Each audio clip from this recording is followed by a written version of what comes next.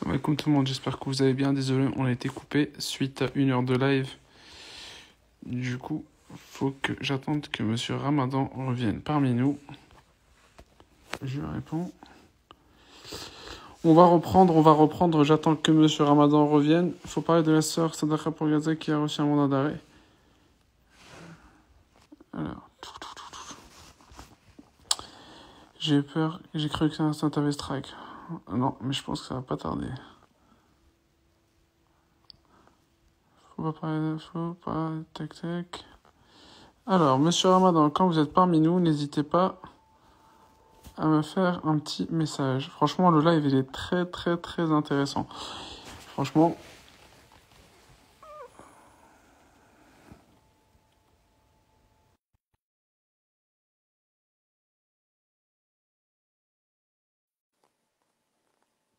Alors, est-ce que vous êtes là, Monsieur Ramadan?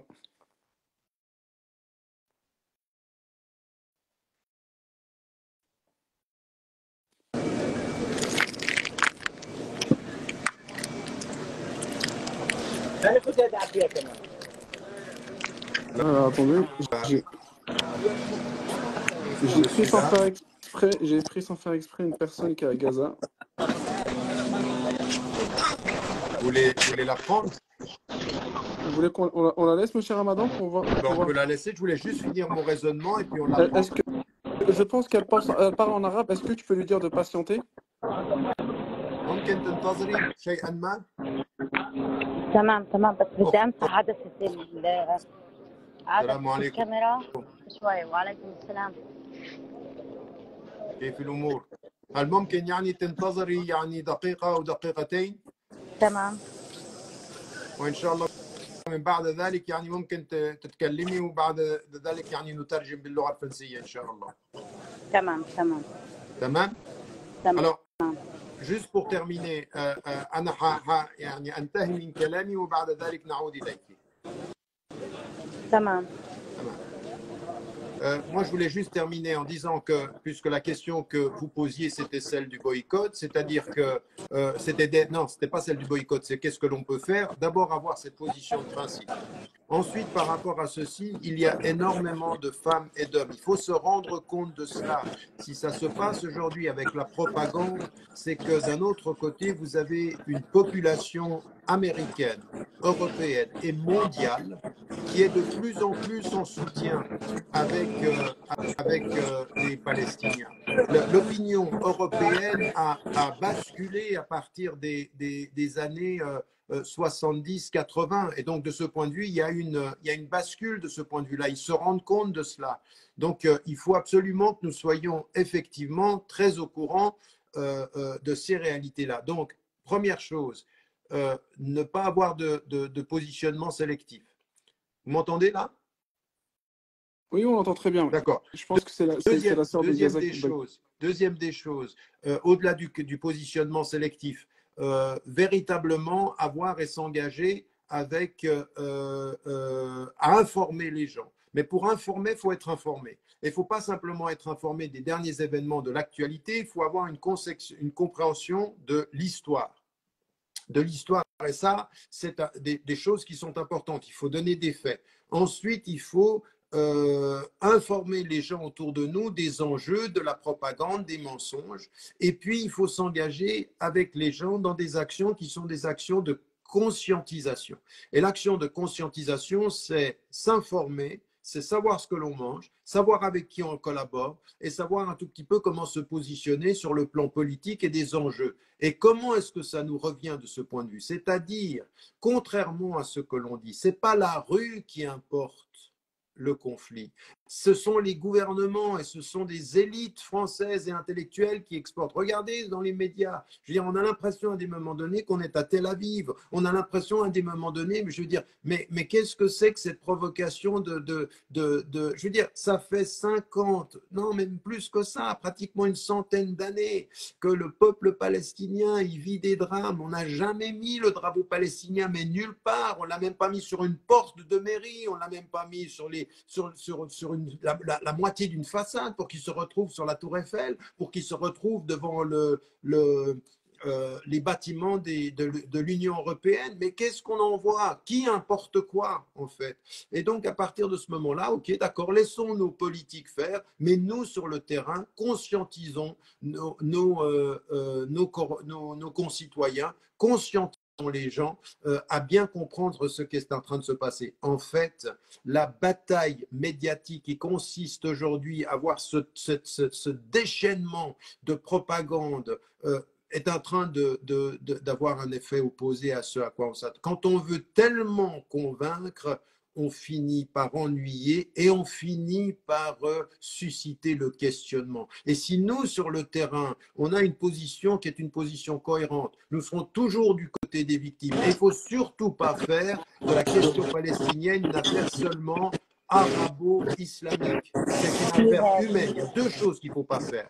La considérer comme seulement islamique, la considérer comme seulement arabe, et finir par, d'un autre côté, faire croire que c'est uniquement une action humanitaire. La question palestinienne est une question politique qui concerne tous les êtres humains.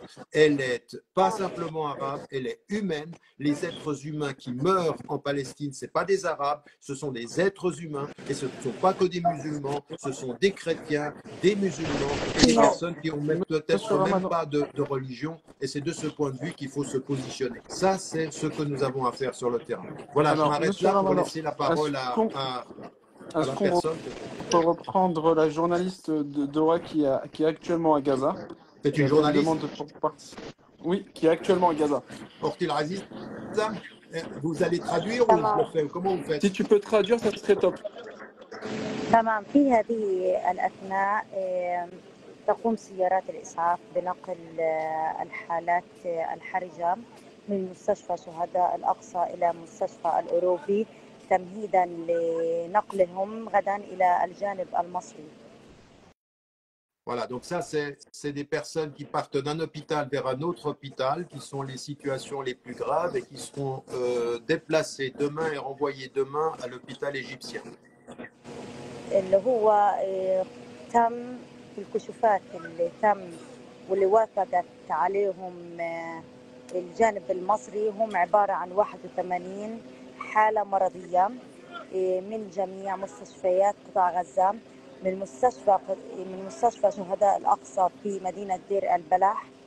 تم تحويل اليوم 6 حالات في كل إسعاف، هم 3 إسعافات في كل إسعاف عبارة عن حالتان مرضيتان مع مرافقيهم.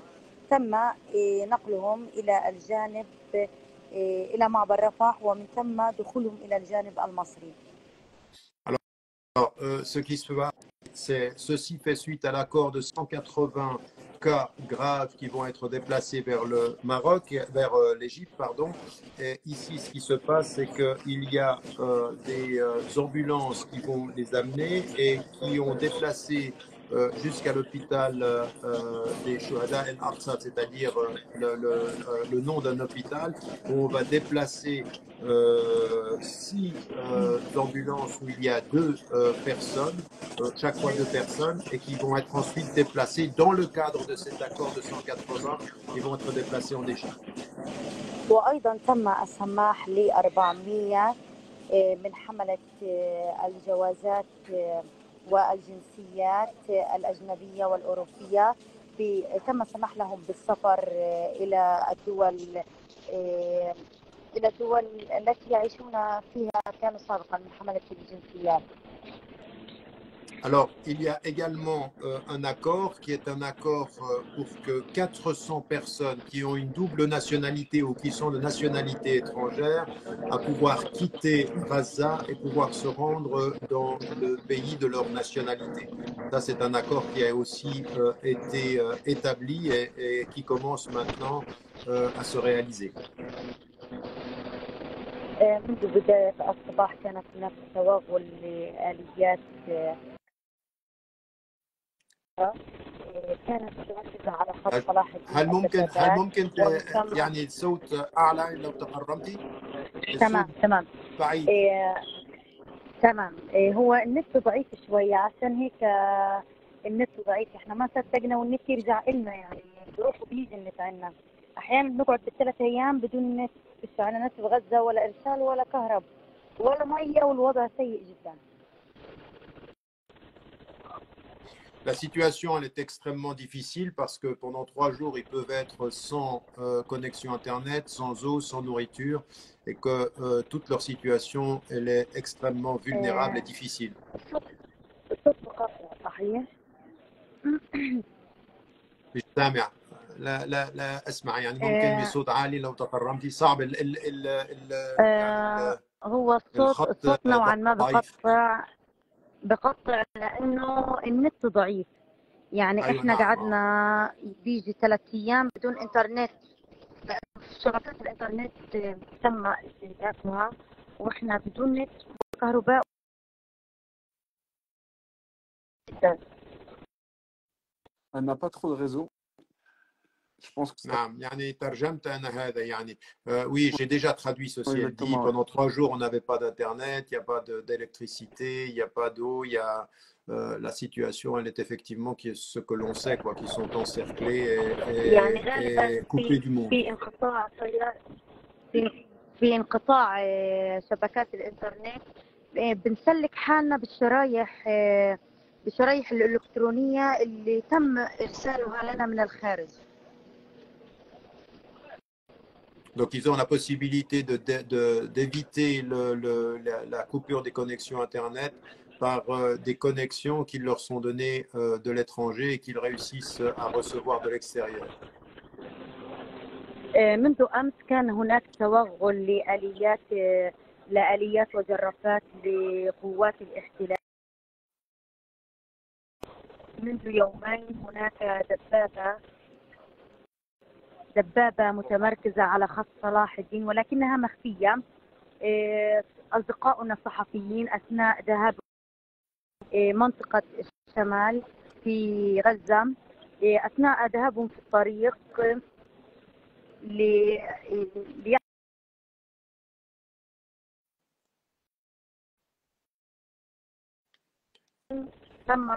La connexion.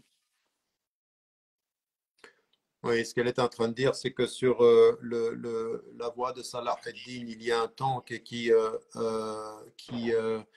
a finalement tiré sur des personnes qui se rendaient soit au sud, soit au nord, et que là, il y a eu des journalistes, effectivement, qui ont pu voir comment ils opéraient en tirant, en fait. Et donc ça, c'est ce qu'on a pu voir aussi dans les différentes vidéos.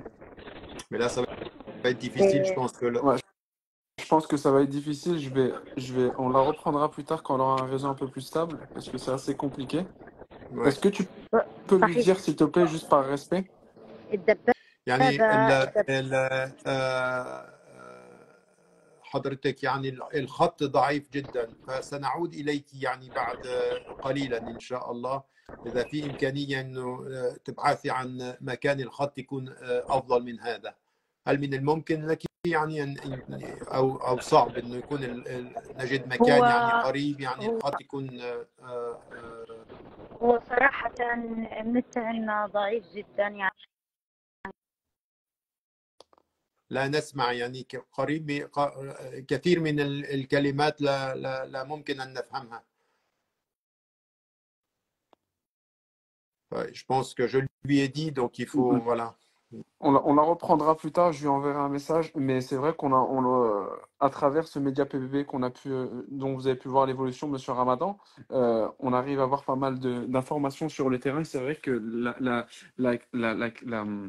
la situation, j'en perds mes mots, ça fait une semaine, il faut voir 20 jours, est catastrophique. Les images, on n'a jamais vu ça nulle part ailleurs. C'est des images qui choquent et le monde est paralysé. On ne dort plus. On est face à cette exaction sioniste. On ne sait pas quoi faire. Moi, ce que je conseille à la plupart de mes auditeurs, de nos abonnés, c'est de commencer par le boycott. Nous avons encore pas mal de projets à venir à ce niveau-là, mais c'est vrai qu'on est impuissant, on ne sait pas quoi faire, d'où l'objet aussi de ce live pour pouvoir nous éclairer un petit peu plus et éclairer les gens. Mais voilà. Mais en tout cas, encore merci beaucoup. Je ne sais pas si vous voulez encore continuer un petit peu sur. En tout cas, vous êtes le bienvenu et vous pouvez. Ben, non. Non, merci beaucoup à vous de pouvoir donner la possibilité, parce que j'ai vu, je suis un tout petit peu ce que vous faites et sur à partir de vos réseaux, vous informer. Ça, c'est essentiel. J'essaye de mon côté de faire la même chose à plus petite envergure, et puis de pouvoir aussi, par des interventions régulières, des petits exposés, des conférences, de pouvoir donner des éléments qui sont liés à tout ce dont on a parlé, c'est-à-dire comprendre la situation, le vocabulaire utilisé, pouvoir prendre des positions extrêmement claires, le souci de cohérence. Maintenant, dans ce qu'on vient de dire et de ce que vous venez de dire et de ce qu'on vient d'entendre de la journaliste, parce que la journaliste, elle met en évidence, vous voyez, quand on voit ce qu'elle dit, elle dit finalement, on est passé de pratiquement 300 camions qui arrivaient tous les jours pour la population de Gaza. Après, on nous a dit, regardez, après nous avoir annoncé le pire, eh bien, le gouvernement israélien a laissé passer 18, puis ensuite 50, puis maintenant on arrive à un peu moins de 100, mais ça n'a rien à voir. C'est une goutte d'eau, c'est une insulte à l'humanitaire, ceci, ce que vous dites, par exemple, euh, euh, les médecins du monde, la Croix-Rouge, tous ceux qui sont sur le terrain et qui vous disent mais qu'est-ce que vous êtes en train de laisser faire? Qu'est-ce que vous acceptez? Comment est-ce seulement possible d'une certaine façon? Et on a vu aussi des représentants des différentes organisations internationales intervenir sur certains médias aux États-Unis, qui en Europe, qui est en Angleterre, qui est en France. Il dit mais comment vous pouvez parler comme vous parlez? Comment vous, les chroniqueurs qui êtes assis là confortablement, vous êtes en train de donner une image de la réalité qui est totalement inversée. Donc, on est dans quelque chose qui est totalement sidérant et qui, pour certains, donne vraiment la nausée. Il nous fait vraiment nous poser la question sur ce à quoi nous sommes en train d'assister. Donc, à partir d'un certain moment, une fois que on voit ceci, qu'on l'entend, je veux dire, là, par exemple, il nous dit, bon, eh bien, il y a 180 cas graves vont être, l'accord il est pour 180, quelle grandeur d'âme, quelle grandeur, quelle générosité des Sissiques. Je veux dire qu'on a aujourd'hui près de 20 000 blessés, on a aujourd'hui près de 4 000 enfants morts, on a aujourd'hui près de 9 000 personnes qui sont mortes, et on a plein de disparus, et on a des personnes qui sont dans un état. Il y a des amputations, il y a des opérations qui se font sans anesthésie, parce qu'il y a, contre toutes les règles et les conventions de Genève, entre l'éthique de la guerre, ce sont des crimes de guerre.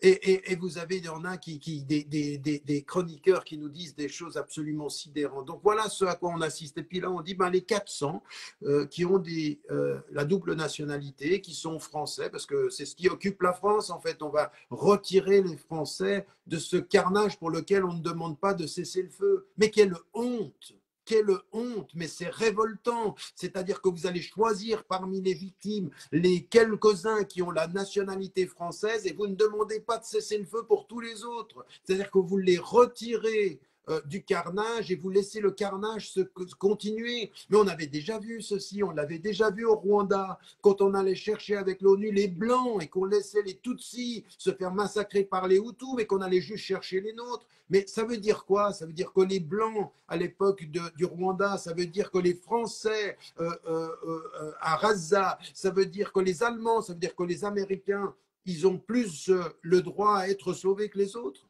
Mais qu'est-ce que c'est que ce calcul? Qu'est-ce que c'est cette logique? À quoi est-ce que vous nous emmenez? Qu'est-ce que vous nous obligez à accepter? Parce qu'on se dit, c'est le moindre des deux mots. Mais il faut arrêter le pire des deux mots. Il ne faut pas accepter le moindre des deux mots. Il faut arrêter le pire. Et c'est un cessez-le-feu qu'il faut. Donc, à partir d'un certain moment, ce qu'il faut effectivement, ce que vous venez de dire, c'est qu'effectivement, il y a la question du boycott. Mais moi, je dirais, le boycott, il est multilatéral. Il faut faire attention. On ne peut pas tout boycotter. Mais il y a des choses qui sont, de ce point de vue, essentielles pour tout ce qui concerne effectivement le soutien à un État qui opprime, à ce qui concerne les compagnies occidentales, les médias qui sont en train de faire cette propagande-là. Il y en a qui passent leur temps devant BFM, qui passent leur temps devant Hanouna en le traitant d'imbécile. Et ce que j'ai répété, c'est que si tu le traites imbécile et que tu regardes un imbécile, excuse-moi, ça fait juste deux imbéciles. C'est qu'à partir d'un certain moment, on est à la hauteur de celui qu'on regarde, on se laisse coloniser, même si vous regardez avec un rejet émotionnel, des émissions qui vous martèlent une propagande, ça a un impact psychologique. Au pire, au mieux, vous n'adhérez pas à leur idée, mais au pire, vous êtes traumatisé par les leurs. C'est-à-dire que ça finit par vous donner l'impression d'une impuissance, que vous n'y arrivez pas, que vous n'arrivez pas à supporter. Donc, il faut prendre un recul par rapport aux médias, construire une pensée qui soit un tout petit peu plus construite, ce que vous essayez de faire, c'est-à-dire donner des petits éléments de compréhension par rapport à, à ce qui se passe là-bas, par rapport à certains qui se sont engagés, par rapport à des organisations internationales, par rapport à certains pouvoirs. Tout ceci, il faut construire cette pensée-là. Et puis, il faut aujourd'hui, dans un état, vous savez, ce qui nous est dit, c'est que dans les épreuves, il faut avoir la conscience de l'épreuve pour en tirer un profit. C'est vrai qu'on est dans une situation peut-être extrêmement grave, mais qu'est-ce qu'on peut faire de qu'est-ce qu'on peut tirer du grave? Mais on peut tirer du grave le fait qu'on a énormément de gens autour de nous aujourd'hui qui ont une exposition émotionnelle, qui voient ceci et qui n'arrivent pas à le supporter. C'est à nous de répondre à leurs émotions par l'information. C'est à nous, donc il y a le boycott, il y a l'information, et puis il y a l'engagement. Donc j'entends là que certains disent oui, manifester, ça sert à rien. Mais bien sûr que ça sert, mais ça dépend comment on manifeste. Est-ce qu'on manifeste pour? Pourquoi est-ce qu'on manifeste en fait? On manifeste pour être entendu par le pays où on est, par les gens qui sont autour de nous. Alors peut-être qu'il n'y aura pas de médias, mais il y aura des gens, même s'il y a une manifestation. Je vais regarder ce qui s'est passé à Londres. On est à plus de 100 000 personnes qui descendent dans la rue. En France, soi-disant pour l'ordre public, qu'il faudrait pas, parce qu'il faudrait un délai de décence. Mais le délai de décence, je veux dire, ok, allons-y, délai de décence pour la population. Mais quel est le délai de décence pour le gouvernement? Quel est le délai de décence pour le gouvernement pour pas appeler un cessez-le-feu? C'est quoi le délai de décence pour aller chercher les Français et laisser tous les autres? C'est quoi le délai de décence de l'Angleterre ou des États-Unis? C'est quoi le délai de décence? Je veux dire, le délai de décence pour ceux qui protestent contre la barbarie ou le délai de décence pour ceux qui la soutiennent? C'est comment? C'est comment ça? Ça se passe, ça s'appelle comment? Alors encore une fois, je veux dire, il faut être de ce point de vue extrêmement engagé. Puis il faut effectivement faire entendre notre voix parce que les populations qui sont nos concitoyens, ils comprennent, ils ne sont pas dupes, ils savent. Et qu'en face de la propagande massive des médias, il y a l'explication lente des peuples. Et c'est ça qui est important, l'explication lente des peuples, informer, partager, dire, c'est lent, c'est un long processus, mais eux, ils le savent, ça fait plus de 100 ans qu'ils sont dans cette situation-là, donc c'est pas uniquement en 3 jours qu'on va résoudre, donc le sentiment d'impuissance maintenant, il faut qu'il soit un tout petit peu développé, et puis il faut savoir, il faut avoir le sens du sacrifice, si pour pouvoir dire la vérité, si vous voulez rien sacrifier de votre temps ou peut-être de votre argent, parce que là aussi, il faut pouvoir soutenir. Mais attention, pas faire de la question palestinienne une question d'humanisme ou d'humanité ou d'humanitaire. C'est une question de politique, d'oppression politique, de colonisation, de discrimination, d'apartheid caractérisé. C'est ça dont il est question. Et ceux qui l'ont compris, ceux qui ont vécu l'apartheid, ont même été jusqu'à en Palestine. Et ceux qui l'ont vécu, je veux dire, des gens comme Desmond Tutu, avant lui, Nelson Mandela et d'autres, ont dit c'est même pire. Ce qu'on voit aujourd'hui en Palestine, c'est pire. Donc à partir d'un certain moment, il faut faire les liens. Il faut faire les liens. Pourquoi est-ce que Nelson Mandela, que tout le monde aime, n'a jamais considéré la résistance palestinienne comme terroriste? Pourquoi il a toujours soutenu?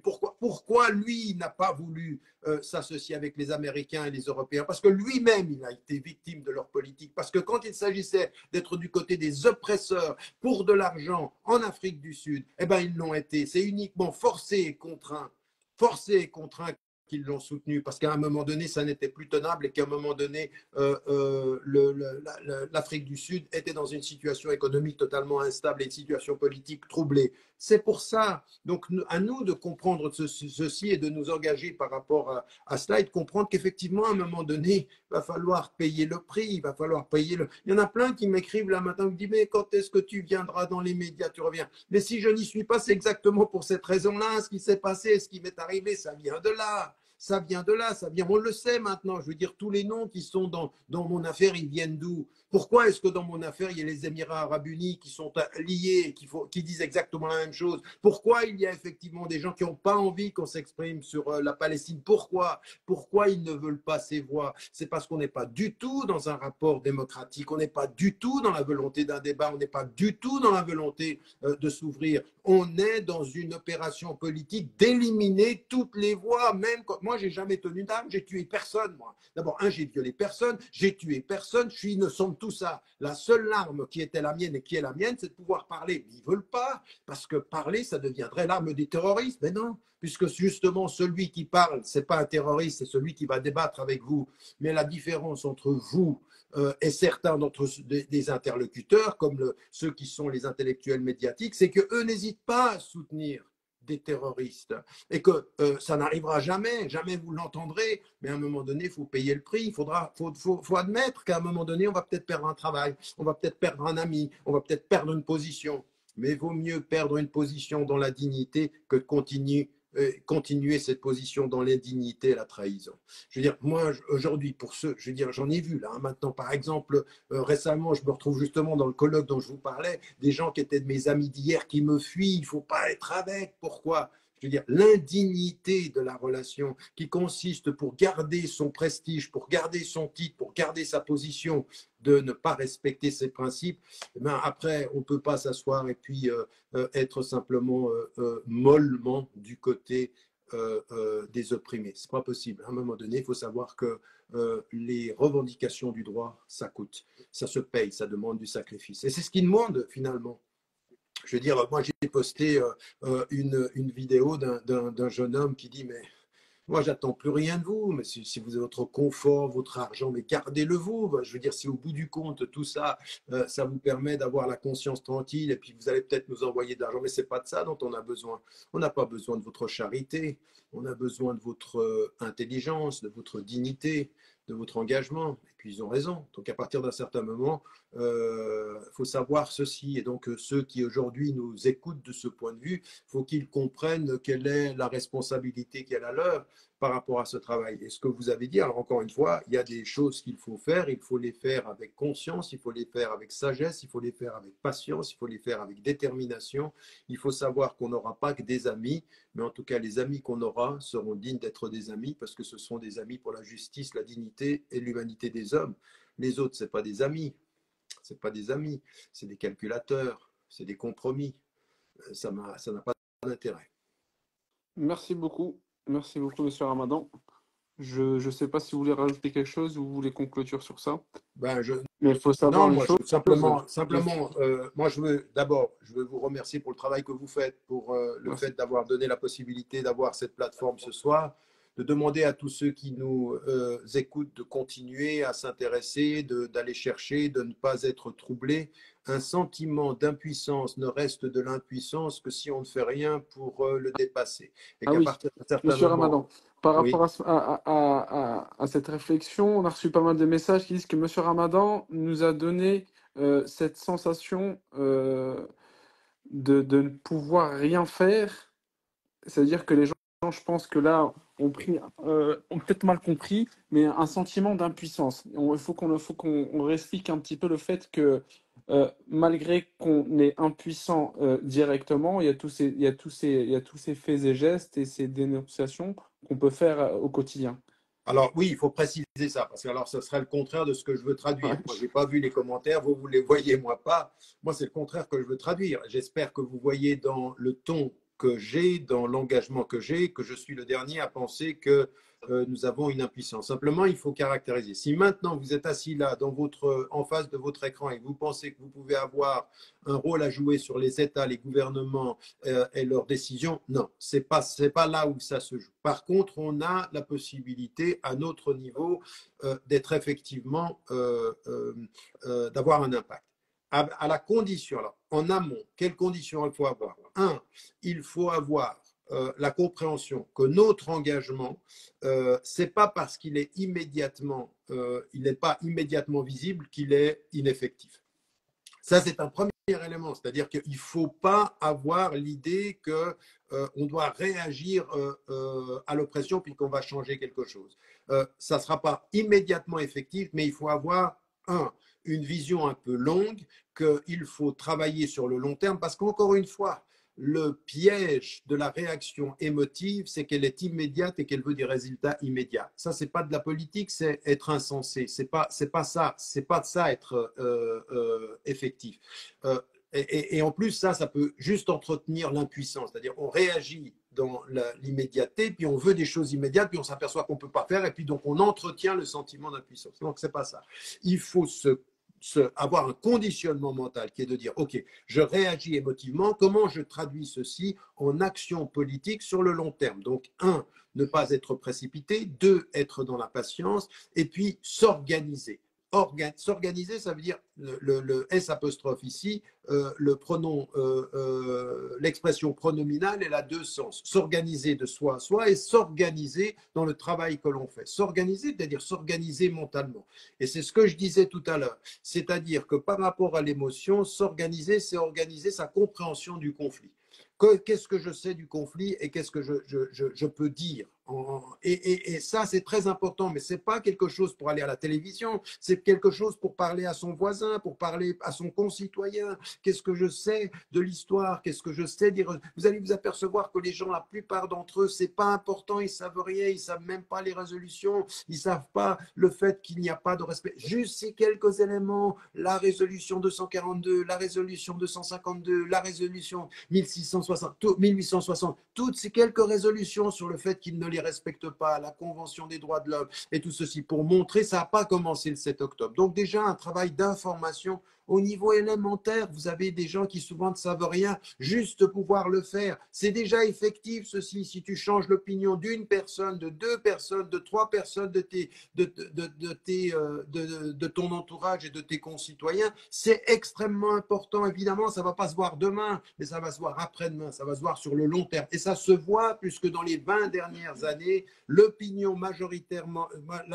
publique majoritaire en Europe a changé. Rappelez-vous que Prodi, quand il était à la Commission européenne, il a dû s'excuser parce qu'ils avaient posé la question: quel est le pays le plus dangereux pour la paix mondiale? Réponse des populations européennes: Israël. Et lui, il a dit: ah ben non, on a mal posé la question. Ben non, tu as bien posé la question, simplement, tu n'es pas content de la réponse populaire. Et donc, toi, tu es un politique qui n'entend pas la voix populaire. Donc, il faut faire ce travail-là. Donc, il n'y a pas d'impuissance à sentir ici. Il y a un travail d'information à faire.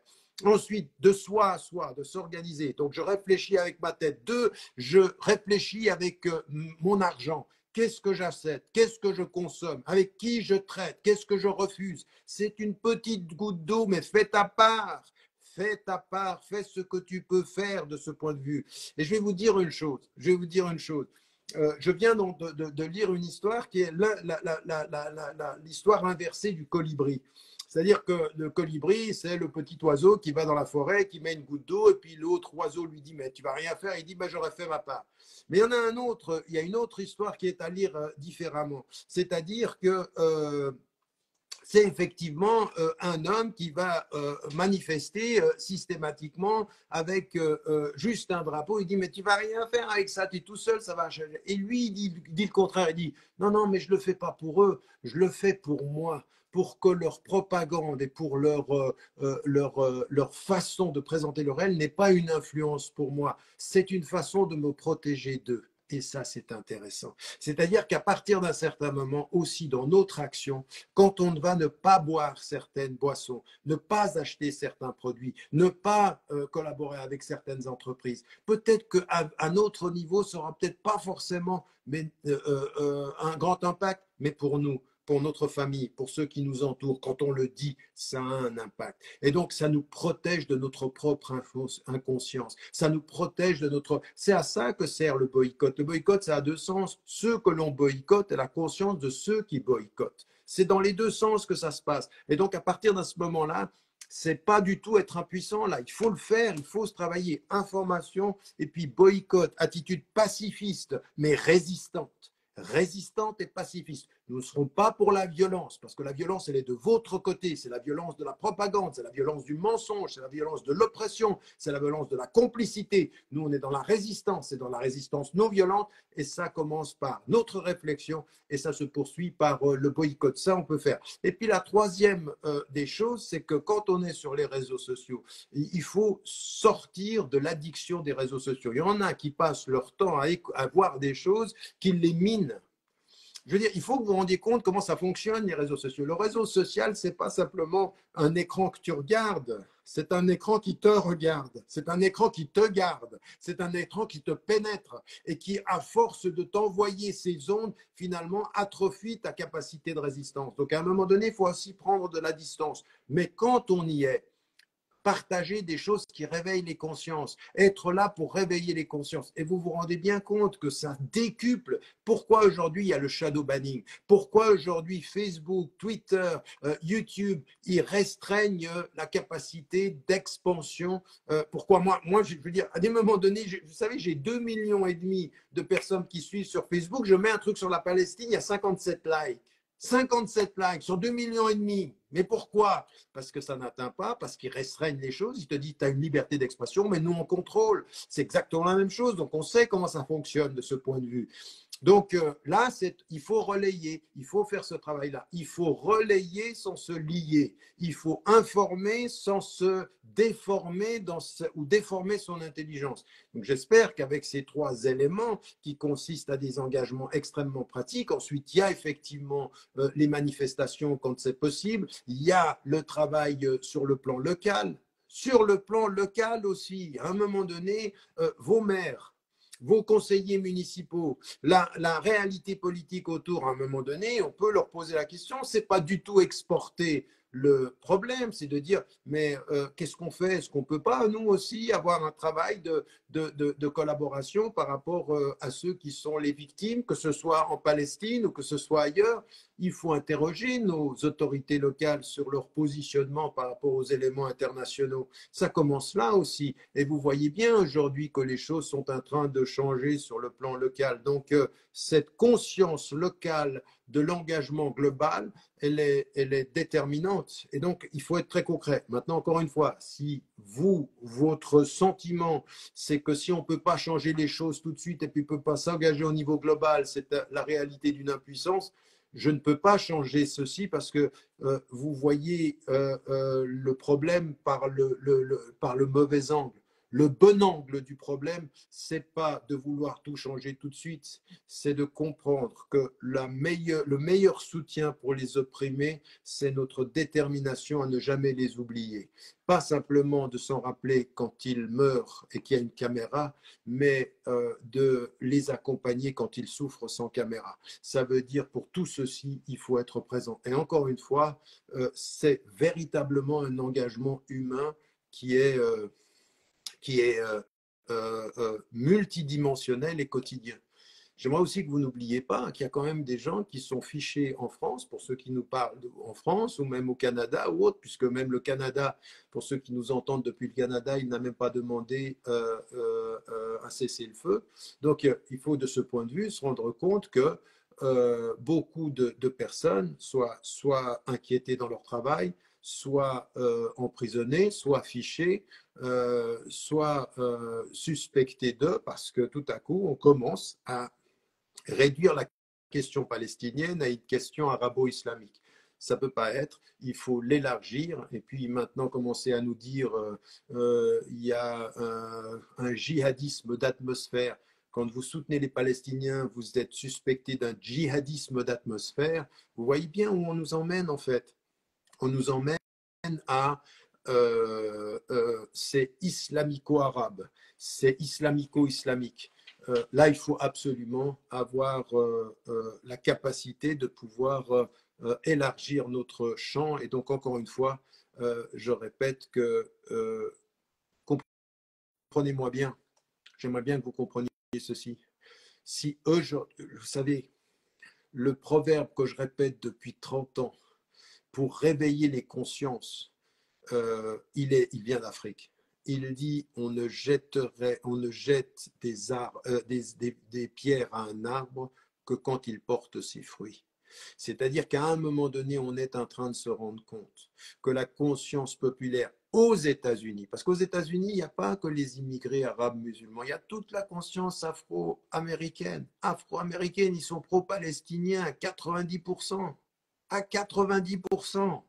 Je veux dire, ils savent tout ceci. Donc il y a une double discrimination, mais ils y vont, ils n'ont pas peur de le dire, ils ont compris ce qui se passe en Amérique latine. 90%. En Afrique, pratiquement toute l'Afrique, elle est majoritairement, il y a simplement maintenant les évangéliques qui sont en train de convertir parce que les évangéliques, ils pensent qu'il faut soutenir les juifs pour revenir en Israël parce qu'en fait, après, on va les exterminer là-bas. Je veux dire, vous voyez le monde à l'envers. Et puis donc, on a ces mouvements-là, mais aussi en Asie, c'est la même chose. Faut pas vous tromper, faut pas vous tromper, c'est-à-dire que si aujourd'hui la propagande elle est aussi puissante, c'est qu'elle sait aujourd'hui qu'il y a quelque chose qui se passe dans les populations et que ceux qui sont intelligents par rapport à ça, ils le comprennent.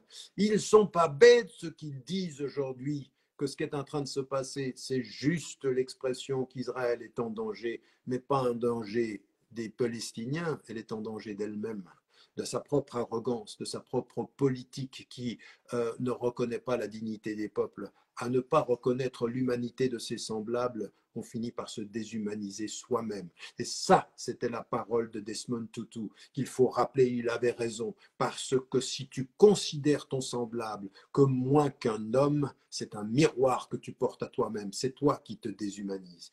Et sur le long terme, maintenant on n'en a peut-être pas l'expression immédiate, mais sur le long terme, il faut en être convaincu, avec son cœur, avec sa foi, avec sa conscience et avec son engagement. J'espère que vous avez compris que, encore une fois, moi je dis le contraire.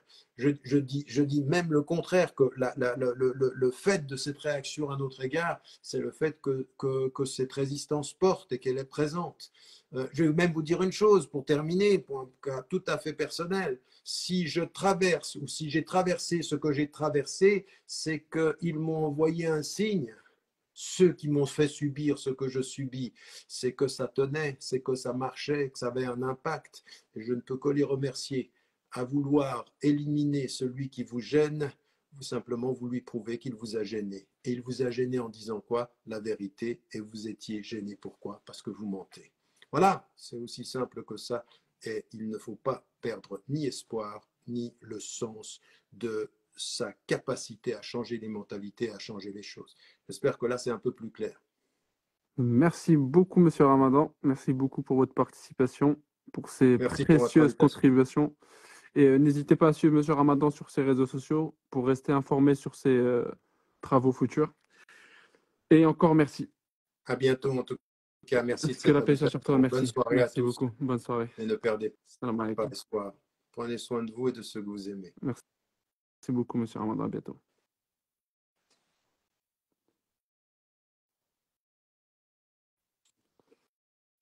Bon, le live était très intéressant. Merci à vous d'avoir participé à cet événement. On essaiera d'en refaire d'autres. J'ai d'autres personnes qui souhaitent intervenir dans la semaine. Je suis désolé, toutes les personnes que j'ai pas pu prendre, c'est un peu compliqué. Alors, attendez, tac.